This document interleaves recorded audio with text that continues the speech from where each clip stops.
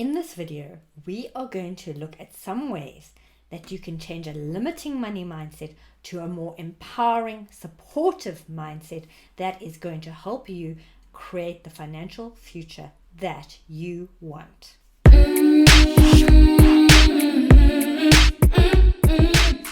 Hi there. The other day, I saw an excellent cartoon. It's a lady on a train and she's seated next to a tiny little window that looks out on an ugly grey expanse. However, directly opposite her on the other side is an empty seat and a great big window looking out over a beautiful sunny countryside. But because she's looking out of the small grey window, she doesn't notice the empty seat or the beautiful view. And that is what we're going to talk about today. Cognitive reframing, which literally means looking at a situation from a different perspective. And a simple analogy would be like changing the lens in photography from a narrow camera focus to a wide, expansive focus. And so on the same basis, we get stuck in these cycles of very narrow money thought and actions that are extremely limiting to our financial futures.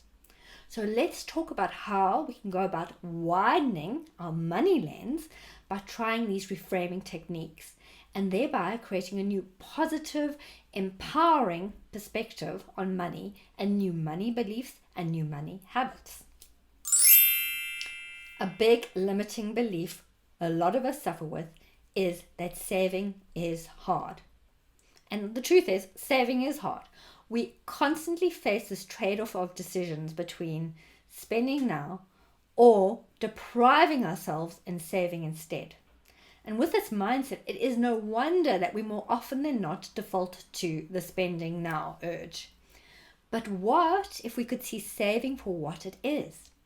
The wide lens picture. And this wide lens is about shopping for our financial future. A future that's free from financial stress and full of financial freedom. The freedom to choose how to live our lives the way we want to and to have the support to do so. And what a powerful mitigant to our buy now urges that is. So change the mindset to saving is buying your financial freedom, not self-deprivation. In our narrow focus, it's easy to see how we can consider our small habitual expenses as a one-off amount, irrespective of how regularly we indulge in them. The wide focus would see the continuation of this ongoing expense as an annuity because it's a fixed sum of money that we regularly and continuously indulge in. Now, I hate beating the latte to death, specifically because I'm an extreme coffee addict and I don't intend to give it up. But that little daily habit of mine, which costs £2.80, costs me £1,022 per year and a whopping $10,220 over 10 years. Ouch! So by taking a look at our habitual expenses from this wider frame, it becomes so much clearer how our spending habits are impacting our future. Even more, these little spending habits are not isolated occurrences, and so if we tally up these annuity expenses, we could have a huge reality check. I know, just listen. I have the latte addiction, which I've already said is about $10,220 over 10 years. And if I add to that my monthly gym expense of £60 per month, which is another $7,200, and my work lunches, which let's say it turns out to be about $18,250, this whole little lot combined steals $35,670 from the future me. Wow.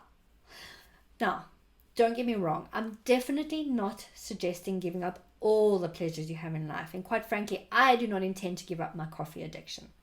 But from this wide lens or wide angle, you can get an idea of which of these annuity expenses are of value to you and that you want to keep, and which are literally no use to you and you want to bin and redirect to your future cash accumulation. So the limiting belief here is that habitual spending is a once-off. No, consider it an annuity expense and take a look at its value from that angle. The third limiting belief we have when it comes to our money is that money is a scarce resource. Actually, it's not. Time is our most scarce resource. And a lot of us are in the business of trading our time for money. We are trading our most scarce resource for one which is essentially unlimited. And worse, we haven't even correctly valued our time before we trade it. In our pursuit of money to have more fun with our time, we're focusing on the wrong resource. And this has been one of the most limiting money mindset misconceptions I have operated under.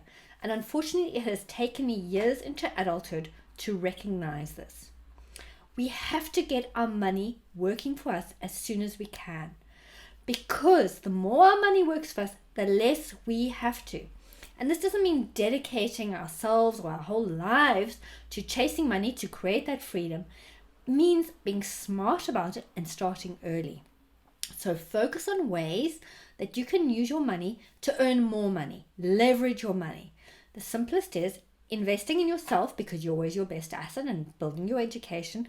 2, investing in other assets such as stocks and shares and properties. And 3, having a side hustle and other income sources that are passive. Passive means you don't have to do a lot of work to get them. But the more income sources you build, the more time you have to yourself to do the things that you want to do because your money is working for you and bringing in more money. That is the ultimate goal, as opposed to using our time solely to chase the money.